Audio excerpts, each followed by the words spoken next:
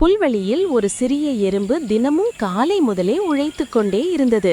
தன் சிறிய உடலால் பெரிய அரிசி கற்றையை தூக்கி எடுத்துக்கொண்டு மெதுவாக தன் வீட்டு பாதையில் சென்றது.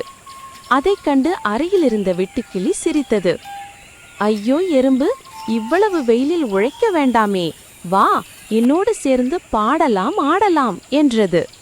எறும்பு மெதுவாக சிரித்து, இப்போ வெயில் காலம்தான், ஆனால் இன்னும் சில மாதங்களில் குளிர்பாடும் வரும், அப்போ உணவு கிடைக்காது, அதனால தானே நான் இப்போ சேமிக்கிறேன் என்றது.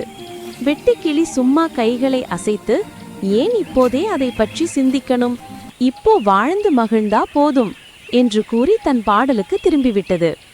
காலம் கடந்து குளிர்காலம் வந்தது. புல் உலர்ந்து போனது. காற்று குளிர்ந்து பனி விழ ஆரம்பித்தது. எறும்பு தன் குடிலுக்குள் அமைதியாக இருந்தது. அவளது சிறிய வீட்டில் வெப்பமும் தானே சேமித்த உணவுகளும் நிறைந்து இருந்தன.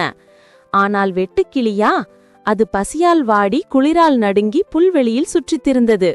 பசிக்காகவும் தங்க இடத்துக்காகவும் எங்கும் தேடியது. ஆனால் எங்கும் உணவில்லை. முடிவில் அது எறும்பின் வீட்டிற்கு வந்தது.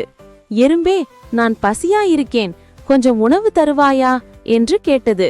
எறும்பு மெதுவாக கதவை திறந்து, நான் உழைத்த போது நீ பாடி ஆடினா இல்லையா, ஆனால் சரி, உனக்கு கொஞ்சம் உணவு தருகிறேன், அடுத்த முறை காலம் இருக்கும் போதே தயாராகி வா என்றது. வெட்டுக்கிளி நன்றியுடன் சிரித்து தன் தவறை உணர்ந்தது. அந்த நாளிலிருந்து அது இனி சோம்பேறியாக இருக்கவில்லை. நீதி, நேரம் இருக்கும்போது உழை, எதிர்காலம் பாதுகாப்பாக இருக்கும். சோம்பேறி வாழ்க்கை இன்பமாக தோன்றினாலும் கடைசியில் கஷ்டத்தை தரும்.